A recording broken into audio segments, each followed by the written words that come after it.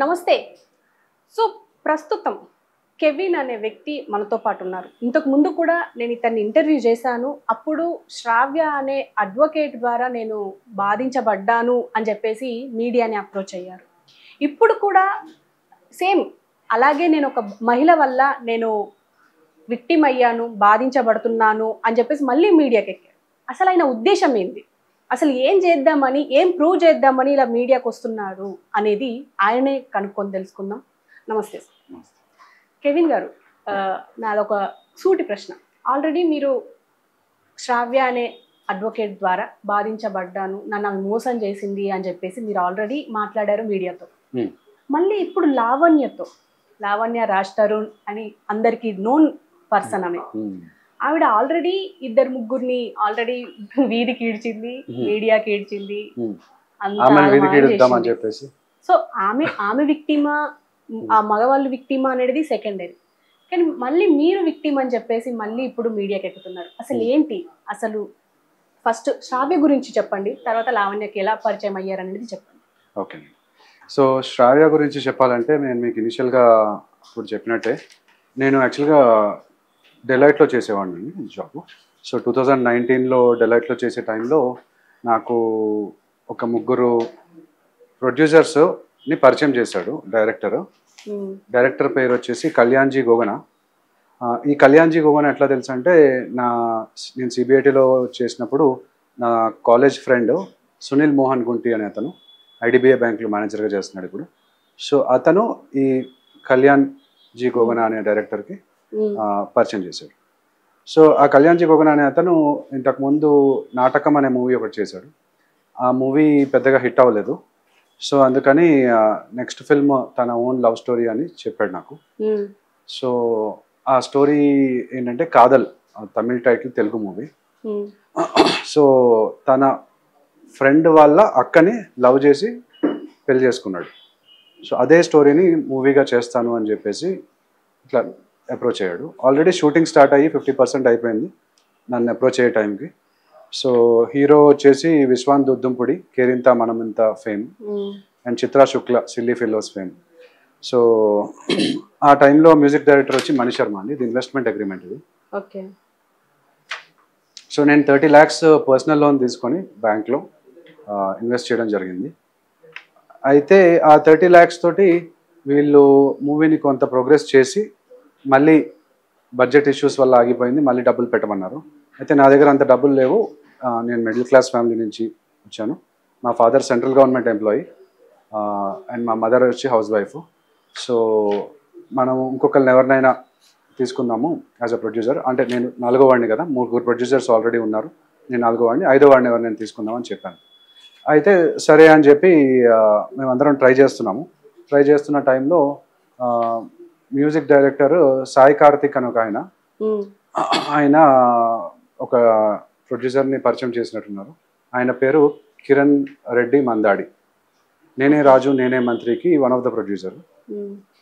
దాంట్లో సినిమాలో కూడా 3 ప్రొడ్యూసర్స్ ఉన్నారు, సురేష్ బాబు గారు, భరత్ చౌదరి గారు, కిరణ్ రెడ్డి గారు. సో అయితే వీళ్ళు వెళ్ళి మూవీని అమ్మేశారు నాకు తెలియకుండా. ఓకే. నాకు తర్వాత తెలిసింది, ఇన్ఫర్మేషన్ వచ్చింది. సో నేను ఆయన దగ్గరికి వెళ్ళి, కిరణ్ రెడ్డి గారి దగ్గరికి, టఫ్ అండ్ స్టూడియోస్ ఆయన బ్యానర్, ఆయన దగ్గరికి వెళ్ళి ఇట్లాగా సార్ ఇది ఇన్వెస్ట్మెంట్ అగ్రిమెంటు, నేను పర్సనల్ లోన్ తీసుకొని ఇన్వెస్ట్ చేశాను, బ్యాంక్ స్టేట్మెంట్స్ ఇవి అని చెప్పి చూపించిన తర్వాత ఆయన సరే యాక్చువల్గా వాళ్ళు నన్ను కూడా మోసం చేశారు. నేను క్లియర్గా అడిగాను ఎవరెవరు ఉన్నారు టీంలో అంటే నీ పేరు చెప్పలేదు, వాళ్ళ మీద కేసు వేసే అన్నారు. కానీ నేనైతే కంటిన్యూ చేద్దామని అనుకున్నాను మూవీలో, ఎందుకంటే నాకు మూవీస్ అంటే ఇంట్రెస్ట్ చిన్నప్పటి నుంచి. సో అంటే రోల్ కూడా ఏమన్నా ఇస్తారేమో అనే ఒక చిన్న ఆశతోటి ఇన్వెస్ట్ చేయడం జరిగింది. కాకపోతే ఇంకా నేను ఇట్లా నీలాంటి చిన్న వాళ్ళతో చేయను, నా రేంజ్ వేరు, సురేష్ బాబు గారి రేంజ్ అన్నట్టు చెప్పారు. సరే ఆయన పెద్ద పొలిటికల్ ఇన్ఫ్లుయెన్స్ ఉన్న బిజినెస్ మ్యాన్, అందుకని నేను ఇంకా ఫైట్ చేయలేక వీళ్ళ పైన కేసు వేసానండి. నేను ఉండేది నాచారం పిఎస్లో 2021లో ఎఫ్ఐఆర్ అనేది రిజిస్టర్ చేయడం జరిగింది. ఓకే. ఇది FIR. So 3 producers plus director పైన కూడా ఎఫ్ఐఆర్ రిజిస్టర్ చేశాను, క్రిమినల్ కేసు, అంటే చీటింగ్ కేసు ఇది. కానీ డైరెక్టర్ తప్పించుకున్నాడు. సో నాకేం సంబంధం లేదు, నేను టెక్నీషియన్ని, జస్ట్ పరిచయం చేశాను అంతే అన్నట్టు. ఇక్కడ మ్యాటర్ ఏంటంటే ఈ డైరెక్టర్ ఎక్కడ ఉంటాడో లేదా ప్రొడ్యూసర్స్ ఎక్కడ ఉంటారో నాకు తెలియదు. ఓన్లీ వాళ్ళ ఆధార్ కార్డు ఉంది కానీ ఆ అడ్రస్లో వీళ్ళు ఉండట్లేదు. వాళ్ళు అడ్రస్లు మార్చేశారు, ఫోన్ నెంబర్లు మార్చేశారు. ఎవరైతే నమ్మానో నా ఫ్రెండ్ సునీల్ మోహన్ గుంటి అనే అతను కూడా నాకు సంబంధం లేదు, నేను జస్ట్ నీకు ఫ్రెండ్లీగా హెల్ప్ చేద్దాం అనుకున్నాను, అటు సైడు ఇటు సైడు అతను స్కూల్ ఫ్రెండ్, నువ్వు సిబిఐటి ఫ్రెండ్, ఇద్దరికి హెల్ప్ చేద్దాం అనుకున్నాను, కానీ మరి అట్లా అవుతుందని నేను కూడా ఎక్స్పెక్ట్ చేయలేదు కదా. అతను చెప్పిన మాట కూడా కరెక్టే, తను హెల్ప్ చేద్దాం అనుకున్నాడు. తను యాక్చువల్గా ఈ మూవీకి స్క్రిప్ట్లో కూడా హెల్ప్ చేశాడు తను డైరెక్టర్. సో మరి అతన్ని నమ్మి ఇచ్చాను, కానీ చివరికి ఇట్లాగా. సో ఇప్పుడు ఈ సినిమా వల్ల శ్రావ్యకి పరిచయం అయ్యారా? యా, తర్వాత ఏమైందంటే 2022లో సివిల్ కేసు అనేది వేసాను, మనీ రికవరీ కేసు. సో ఈ క్రిమినల్ కేసు ఏదైతే వేసామో దాంతో మనకి డబ్బులు రావు, ఓన్లీ వాళ్ళకి పనిష్మెంటే పడుతుంది. ఇప్పుడు ఆ స్టేజ్ కూడా సమ్మన్ స్టేజ్లో ఉందండి. సో ఫస్ట్ స్టేజ్ వచ్చేసి అపియరెన్స్ ఆఫ్ అక్యూజ్డ్ అంటారు, సెకండ్ స్టేజ్ వచ్చేసి సమ్మన్స్ అంటారు. సో వాళ్ళు ఏంటంటే సమ్మన్స్ వచ్చిన తర్వాత వస్తాము అనే టైప్లో ఎన్నిసార్లు సమ్మన్స్ పంపించినా నేను మీకు అది కూడా చూపిస్తాను స్టేటస్, అట్లీస్ట్ ఒక 10 times అండి, at least 10 times appearance of accused అని చూడండి, సమ్మన్స్ తీసుకోవట్లేదు, రావట్లేదు. సో తర్వాత ఏం చేశానంటే మనీ రికవరీ కేసు వేసాను, సివిల్ కేసు, ఇది సూట్ వేసిన తర్వాత ఇక్కడ కూడా కొత్త ప్రొడ్యూసర్ ఒకళ్ళే రెస్పాండ్ అయ్యారు, పాత ప్రొడ్యూసర్స్ ప్లస్ డైరెక్టర్ రెస్పాండ్ అవ్వట్లేదు. యా, సో అది అట్లా నడుస్తుంది. అయితే 2023లో రామ్ గోపాల్ వర్మ గారు TV9లో ఒక డిబేట్ పెట్టారు. ఏంటంటే స్ట్రే డాగ్స్, వీధి కుక్కలు ఒక చిన్న బాబుని చంపేశాయి. సో చంపేశాయని చెప్పేసి GHMC మీద ఇట్లాగా ఒక డిబేట్ పెట్టారు. దాంట్లో కావేటి శ్రీనివాసరావు గారు అని ఒక సీనియర్ అడ్వకేట్, కరీంనగర్లో ఉంటారు ఆయన US సిటిజన్ యాక్చువల్గా. ఆయన బాగా మాట్లాడారు ఆ డిబేట్లో. సో అయితే ఆయన్ని లింక్డ్ఇన్లో మెసేజ్ చేశాను. మెసేజ్ చేసి ఇట్లాగా సార్ నాది ఒక సివిల్ కేసు ఉంది, కొంచెం మీరు హెల్ప్ చేయాలంటే సరే రమ్మన్నారు. ఖైరతాబాద్ ఆఫీస్కి వెళ్ళాను. వెళ్తే అక్కడ నా ఎక్స్ గర్ల్ ఫ్రెండ్ శ్రావ్యాని పరిచయం చేశారు. సో ఫస్ట్ టైం శ్రావ్యాన్ని కలిసినప్పుడు అమౌంట్ పంపించిన అమౌంట్ ఇది గూగుల్ పే ద్వారా 10,000, తర్వాత 15,000 పంపించాను. సో తర్వాత ఏమైందంటే మా ఇద్దరి మధ్యలో ఫ్రెండ్షిప్ ఏర్పడింది ఈ కేసు విషయంలో కలుస్తూ. సో తను కొచ్చికి వెళ్తున్నాను అని చెప్పేసి నన్ను పిలిచిందండి. అంటే ఈ కేసు టైంలో ఇద్దరు కలిశారు. ఈ కేసు టైంలోనే కలిసిన తర్వాత మేమిద్దరం ఇక్కడ స్టాండప్ కామెడీ షోస్, డిన్నర్కి వీటికి కూడా వెళ్ళాము. తర్వాత కొచ్చికి ఒక పని మీద వెళ్తున్నాను అని చెప్పేసి నాకు కొచ్చి ఫ్లైట్ టికెట్ పంపించింది.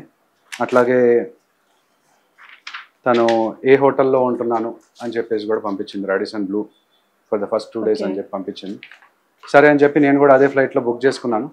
బుక్ చేసుకొని వెళ్ళాము ఇద్దరం. ఇనిషియల్గా ఫస్ట్ 2 days అక్కడ సపరేట్గానే ఉన్నాము. అయితే ఇక్కడ ఈ మూవీ కేసుకి సంబంధించిన అమౌంట్ 2 lakhs ఏదైతే ప్రొఫెషనల్ ఫీజు అనుకున్నామో అది నేను IT ఎంప్లాయీ అవ్వడం వల్ల నా దగ్గర అంత మనీ లేక క్రెడిట్ కార్డ్స్లో ఉన్నాయి. సో మా మదర్ కూడా ప్రాపర్టీ అమ్మారు యాక్చువల్గా అదే టైంలో. అమ్మి కొంతవరకు ఈ 30 lakhs అప్పు కొంతవరకు తీర్చారు. తీర్చిన తర్వాత ఈ 30 lakhs తెచ్చుకోవడానికే కదా మనం సివిల్ కేసు వేసింది. అయితే ఆ అమ్మాయి 1 lakh వరకు నేను ప్రొఫెషనల్ ఫీజ్ అని చెప్పేసి నేను హోటల్ ఎక్స్పెన్సెస్, ఇది చూడండి హోటల్ బిల్, ఇది అంటే ఎంత అవుతుంది ఏంటని చెప్పేసి, సో ఆ హోటల్ ఎక్స్పెన్సెస్, ఫ్లైట్ ఎక్స్పెన్సెస్ అన్నీ కూడా నేను పే చేయడం జరిగింది. పే చేసిన తర్వాత ఆ అమ్మాయికి ఆ జర్నీలో మేమిద్దరము లవ్లో పడ్డాము. లవ్లో పట్టి ఆమె కూడా అడుగుతుంది చూడండి, are you connected with me emotionally అని చెప్పి అడుగుతుంది. ఎస్ అని చెప్తే ఆ అంటుంది. తర్వాత ఆ అమ్మాయి నాకు ఇది కూడా చెప్పింది, లైక్ తనకు ఒక యూట్యూబ్ ఛానల్ కూడా ఉంది. ఆ యూట్యూబ్ ఛానల్కి సంబంధించి ఇట్స్ రిలేటింగ్ టు లా, నాకు కొంచెం హెల్ప్ చేస్తావా, రికార్డ్ చేస్తావా అని కూడా అడిగింది. సో అయితే తను ఒక మాట చెప్పిందండి, ఇది చెప్పాలి. ఐ విల్ నెవర్ లై టు యూ, ఐ ప్రామిస్ అని చెప్పి అంటుంది. అంటే నేను ఎప్పుడు అబద్ధాలు చెప్పను అంటుంది క్లియర్గా. సో కానీ ఆ అమ్మాయి అక్కడ మేమిద్దరము కోచిలో స్పెండ్ చేసిన తర్వాత నాకు ఇష్టమైంది అని చెప్పి నా బర్త్డేకి ఒక షర్ట్ కూడా తీసుకొని వచ్చింది. ఇది బర్త్డే షర్ట్, సీత్రూ షర్ట్. మామూలుగా క్లయింట్ అయితే ఎవరు ఇవ్వరు కదా, సో సీత్రూ షర్ట్ ఇచ్చి థ్యాంక్స్ ఫర్ ద గిఫ్ట్ అంటే కిసి కూడా పెట్టింది చూడండి. సో అట్లా ఐ లవ్ యూ అని కూడా చెప్పింది, ఇక్కడ ఐ లవ్ యూ అని చెప్పింది. సో మేమిద్దరం లవ్లో ఉన్నామని ప్రూవ్ అయింది ఇక్కడ కాకపోతే ఏమైందంటే ఆ అమ్మాయి ఇక్కడికి వచ్చిన తర్వాత ఈ ఫోటోలో కూడా చూపిస్తాను. కొచ్చిలో దిగిన ఫోటోలు ఇది కొచ్చిలో దిగిన ఫోటో. అలాగే ఇది కూడా మేము ఇద్దరం కలిసి రూమ్లో దిగిన ఫోటో ఇది. సో అయితే ఇక్కడికి వచ్చిన తర్వాత కూడా కొంతకాలం రిలేషన్షిప్లో ఉండి తర్వాత ఒక సైంటిస్ట్ దొరికాడు నాకు. నేను యాక్చువల్గా మన ఇద్దరం బ్రేకప్ అవుదామని చెప్పేసి చెప్పింది. అంటే మీకు పెళ్లి చేసుకునే ఉద్దేశం? పెళ్లి చేసుకుంటానని చెప్పిందండి. యాక్చువల్గా నాతోటి పెళ్లి చేసుకుంటానని చెప్పింది. సో ఇక్కడ చూస్తే కనుక ఎవరితోటి బయటకు వెళ్తున్నానని చెప్పింది, విత్ సైంటిస్ట్ అని చెప్పింది. సో ఆమె వైశ్య కమ్యూనిటీకి సంబంధించిన అమ్మాయి, నేనేమో క్రిస్టియన్, ఓసీ క్రిస్టియన్. ఇప్పుడు ఈ మధ్య మనం చూసాం 2 days బ్యాక్ మన అమృత ప్రణయ్ ఇది కూడా వచ్చింది జడ్జ్మెంట్. సో అదే సిమిలర్ అనమాట కొంచెము. అమృత వచ్చి వైశ్య కదా, అలాగే శ్రావ్య కూడా వైశ్య. అదే ప్రణయ్ క్రిస్టియన్, కాకపోతే ఎస్సీ రిజర్వేషన్ ఉంది ఆయనకి, నాకు రిజర్వేషన్ లేదు, నేను ఓసీ క్రిస్టియన్. సో అయితే ఇట్లాగా మంచి సంబంధం దొరికింది అని చెప్పేసి నన్ను వదిలించుకుందాం అనుకుంది. అయితే మనకి ఇక్కడ గ్రేష్మా శారన్ రాజ్ అనే ఒక ఇది కూడా చూసాం మనం ఈ మధ్య, తమిళనాడు కేరళ లవ్ స్టోరీ వాళ్ళది.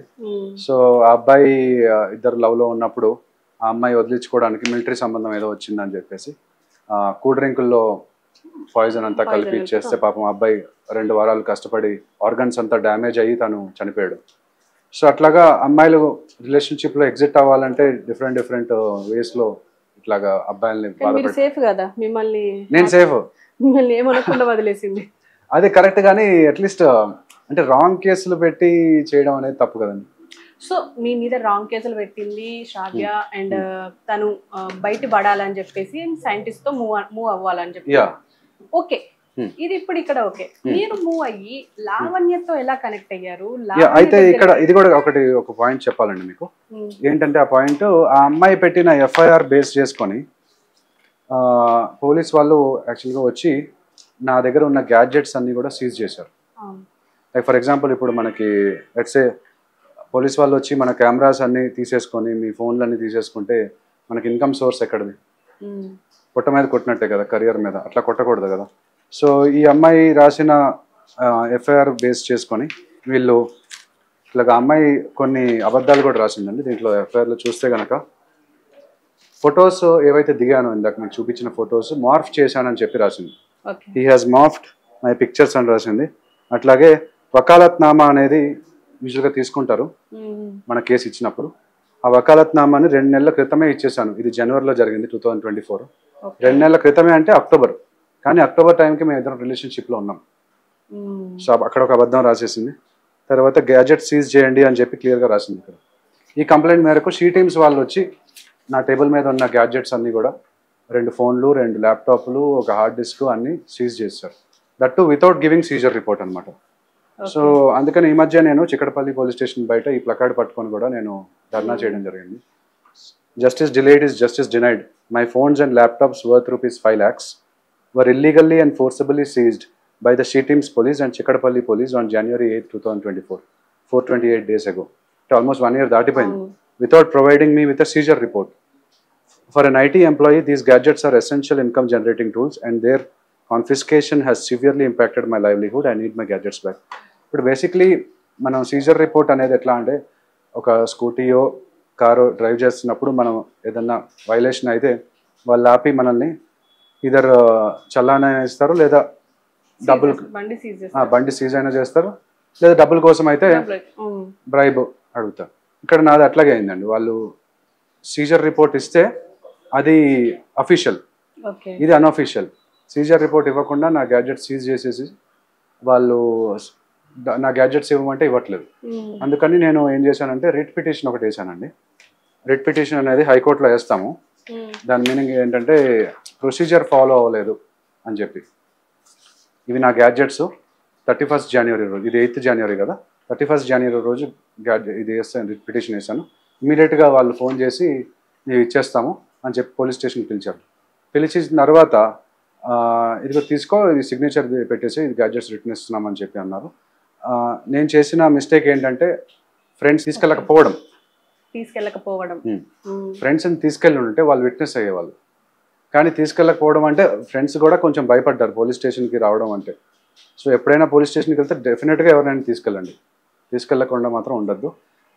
అడ్వకేట్లు అయినా కూడా తీసుకెళ్ళడం బెటర్ ఇన్ఫ్యాక్ట్. సో అడ్వకేట్ అంటే చాలా ఖర్చు ఉంటుంది, వాళ్ళు అయితే డబ్బులు తీసుకుంటారు పోలీస్ స్టేషన్కి రావడం.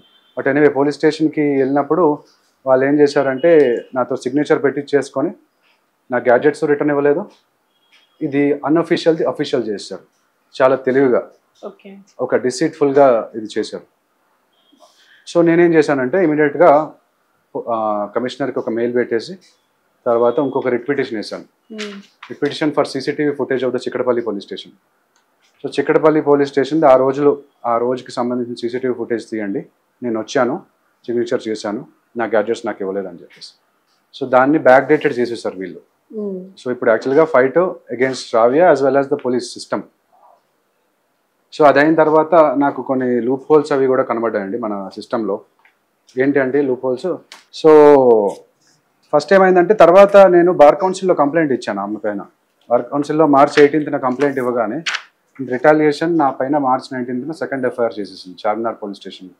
అది ఫస్ట్ పోలీస్ స్టేషన్ చిక్కడపల్లి, ఇది చార్మినార్ పోలీస్ స్టేషన్.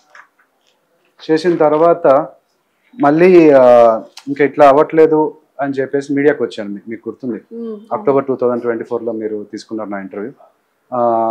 అప్పుడు వచ్చాను అని చెప్పేసి మళ్ళీ సైబర్ క్రైమ్లో మళ్ళీ ఎఫ్ఐఆర్ వేసేసింది, 3rd ఎఫ్ఐఆర్. సో తర్వాత ఏం చేశానంటే హ్యూమన్ రైట్స్ యాక్ట్ కిందకు వస్తుంది ఇది. ఎందుకంటే సో మన ఆర్టికల్ 14 and 21 ప్రకారం, ఇండియన్ కాన్స్టిట్యూషన్ ఆర్టికల్ 14 and 21 ప్రకారం ప్రైవసీ ఇష్యూ యాక్చువల్గా. అట్లా పాస్వర్డ్స్ ఓపెన్ చేయాలి అని చెప్పేసి అంటున్నారు, కానీ అది చేయక్కర్లేదు. మన కేసుకి సంబంధించింది ఏదైతే ఉందో అది మాత్రం ఇస్తే చాలు. అయితే స్టేట్ హ్యూమన్ రైట్స్ కమిషన్కిను నేషనల్ హ్యూమన్ రైట్స్ కమిషన్కి లెటర్ రాశాను, కానీ జడ్జి గారు లేరు. జడ్జి గారు లేకపోతే ఎట్లాగా మనకి డెఫినెట్గా ఎవరినో ఒకళ్ళు బ్యాకప్ పెట్టాలి కదా, బ్యాకప్ పెట్టకుండా లేకుండా ఉంది. తర్వాత పోలీసుల మీద కంప్లైంట్ ఇవ్వడానికి పోలీస్ కంప్లైంట్స్ అథారిటీ లేదు అసలు తెలంగాణలో. వేరే స్టేట్లో ఉంది, ఢిల్లీలో ఉంది, మన స్టేట్లో కూడా పెట్టాలి డెఫినెట్గా. దాని తర్వాత ఏమైందంటే వకాలత్నామా అండి. వకాలత్నామా అనేది ఇందాక మనం చూసాము ఎఫ్ఐఆర్లో. మన వకాలత్నామా మేము 2 months బ్యాకే ఇచ్చామండి కదా. ఈ వకాలత్నామాలో చూస్తే 2 signatures ఉన్నాయి, ఒకటి శ్రావ్యాది, ఇంకొకరిది కావేటి శ్రీనివాసరావు గారిది అనుకున్నాను నేను, కానీ అది కావేటి శ్రీనివాసరావు గారిది కాదు, అది వాళ్ళ ఫాదర్ది. ఈ శ్రావ్య అనే ఆమె 2nd generation అడ్వకేట్. మామూలుగా మనం ఏమనుకుంటాం, కావేటి శ్రీనివాసరావు గారు పరిచయం చేశారు కాబట్టి ఆయనది అనుకుంటాం కదా, కానీ అది కాదు. సో ఈ మాన్యువల్ వకాలత్నామాలో డేట్ లేదు, ఏమీ లేదు, అసలు ఏ కేసుకి సంబంధించిందో తెలీదు. ఇలా ఉంటే సిస్టము లూప్హోలే కదా, వాళ్ళు మిస్యూజ్ చేసేస్తారు. సో డిజిటల్ వకాలత్నామా అనేది పెట్టాలి అని చెప్పేసి నేను డిమాండ్ చేస్తూ చీఫ్ జస్టిస్కి కూడా లెటర్ రాయడం జరిగింది. అలాగే ఇప్పుడు ఏదైతే మనం చూసామో నేను పర్సనల్ లోన్ తీసుకొని ఇన్వెస్ట్ చేశానని చెప్పాను కదా 30 lakhs. సో అయితే ఇక్కడ బ్యాంక్ వాళ్ళు ఊరుకోవట్లేదు, వాళ్ళు ఇంటికి వస్తున్నారు, ఇంటి మీద పడుతున్నారు. సో ఇంటి మీద పడి నాకు ఇక్కడ చూడండి వినిపిస్తాం. నిన్న వచ్చారా? మొన్న వచ్చింది మీరేనా? ఓకే చెప్పండి. పేమెంట్ ఇప్పుడు యాక్చువల్గా ఫోన్ ఎత్తట్లే కదా నేను. నాకు యాక్చువల్గా ఇప్పుడు నాకు ఇవ్వాల్సిన అమౌంట్ ఇవ్వాల్సిన వాళ్ళు ఉన్నారు. ఓకే, పర్సనల్ లోన్ 2019లో తీసుకొని వాళ్ళకి ఇచ్చిన నేను అమౌంట్. అదే మళ్ళీ ఏమంటానంటే ప్లే చేయండి, నేను పంపిస్తాను. అయితే చివరికి ఏమంటాడంటే చెప్పండి, మీరు ఇప్పుడు వెళ్తారా వెళ్ళరు కదా, పోలీస్ వాళ్ళకి కాల్ చేస్తా అని చెప్పాను. ఎందుకంటే యూజువల్గా చాలా మంది మనం క్రెడిట్ యాప్స్ నుంచి కానీ పర్సనల్ లోన్స్ కానీ క్రెడిట్ కార్డ్స్ కానీ తీసుకుంటాము.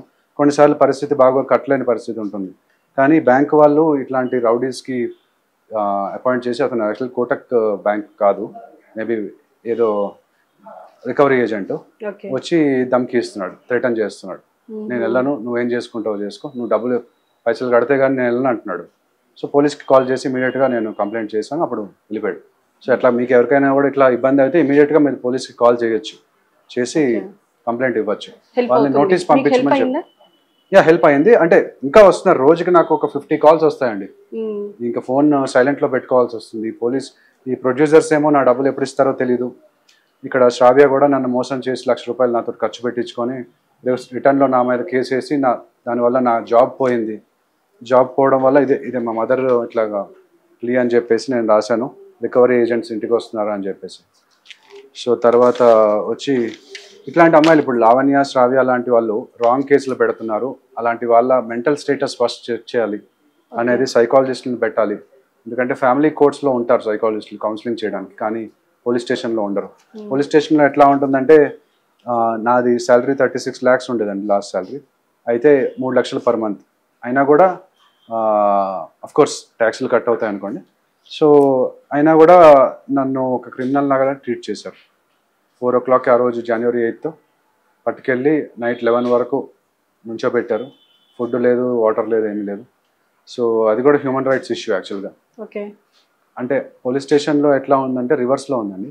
యూజువల్గా కోర్టులో ఎట్లా ఉంటుందంటే you are innocent until proven guilty, కానీ పోలీస్ స్టేషన్లో అది reverse, you are guilty until proven innocent. So అని చెప్పారు యాక్చువల్లీ సిటీఎం ఏసీపీ లక్ష్మీ ప్రసన్న మేడం చెప్పారు. సో అక్కడ ఏం జరిగిందంటే ఆమె ఫొటోస్, వీడియోస్ అవన్నీ డిలీట్ చేయమని చెప్పారు. నేను డిలీట్ చేయను అని చెప్పాను, ఎవిడెన్సెస్ కాబట్టి. సో అందుకని చిక్కడపల్లి పోలీస్ స్టేషన్కి పంపించేసి నెక్స్ట్ రోజు ఎఫ్ఐఆర్ రిజిస్టర్ చేసేసారు. సో అట్లాగా అందుకని సైకాలజిస్టులు, అట్లాగే ఈ తెలంగాణ హైకోర్టు బార్ అసోసియేషన్లో చాలా ఇన్ఫ్లుయెన్షియల్ మెంబర్ తను. ఆల్మోస్ట్ 100 times పైన వెళ్ళాను, కానీ న్యాయం దొరకట్లేదు నాకు. అందుకని మీడియాకి రావడం జరుగుతుంది. తర్వాత ఏం చేశానంటే నేను కోచికి వెళ్ళానండి, నాచారం పిఎస్కి వెళ్ళాను. నాచారం పిఎస్కి వెళ్ళి ఈ అమ్మాయి పైన కంప్లైంట్ పెడదామని ట్రై చేశాను, చీటింగ్ కేసు. ఎందుకంటే ఫాల్స్ ప్రామిస్ ఆఫ్ మ్యారేజ్, నన్ను పెళ్లి చేసుకుంటానని చెప్పింది, బట్ అలా వదిలిచ్చేసుకోవడానికి ట్రై చేసింది కదా. అదే అమ్మాయి పెట్టింది అనుకోండి, డెఫినెట్గా అబ్బాయి మీద చర్యలు తీసుకుంటారు. కానీ అదే అబ్బాయి చేస్తే మాత్రం అది పట్టించుకోవట్లేదు. దాదాపు 1 year నుంచి మీరు ఇప్పుడు పోరాడుతున్నారు. అయితే కొచ్చికి వెళ్ళానండి, ఆ అమ్మాయి మీద పెడదాం. నాచారంకి వెళ్తే పిఎస్ వాళ్ళు తప్పిస్తారు అనమాట, నువ్వు వెళ్ళి కొచ్చిలో పెట్టుకో, నువ్వు కొచ్చిలో కదా మీ ఇద్దరు ఎంజాయ్ చేసింది అన్నట్టు అన్నారు. సో కొచ్చికి వెళ్ళి నేను ఎఫ్ఐఆర్ రిజిస్టర్ చేద్దామంటే అక్కడ వాళ్ళేమో మలయాళంలో, సో మనకి ఒక అడ్వకేట్ని కూడా తీసుకొని వెళ్ళాను. బట్ స్టిల్ వాళ్ళు ఏమన్నారంటే నీ పైన రేప్ కేసు పెడుతుంది, నువ్వు ఆమె పైన చీటింగ్ కేసు పెడితే. సో ఫస్ట్ జైల్లో బెదిరించి పంపించేశారు. సో అందుకని నేను జూన్లో తెలంగాణ లా సెట్ జరిగింది కదా, లా సెట్లో మంచి టాప్ 1%లో ర్యాంక్ వచ్చింది, 275 ర్యాంక్ వచ్చింది నాకు. సో మంచి కాలేజ్లో చేస్తున్నాను. అంటే ఇది అందుకు మంచిగా జరిగింది అనుకోవాలి, ఎందుకంటే ఐటీ జాబ్లో చేస్తున్నాను. కానీ ఈ అమ్మాయి ఒక ఏంజల్ అనుకున్నాను నేను. సో నా ప్రాబ్లమ్స్, మూవీ కేసుకి సంబంధించిన ప్రాబ్లమ్స్ అన్ని తను సాల్వ్ చేస్తుంది, మా మదర్ సిస్టర్ తర్వాత ఆమె అనుకున్నాను. కానీ ఆ అమ్మాయి కూడా ఇట్లాగా నా పైన ఇట్లా రాంగ్ కేసు పెట్టి మా ఫ్యామిలీని చాలా ఇబ్బంది పెట్టింది. సో చివరికి నేనే లాలోకి వచ్చి సిస్టమ్ని కాస్త చేంజ్ చేద్దాం, నా అంత ప్రయత్నం నేను చేద్దాము అని చెప్పి.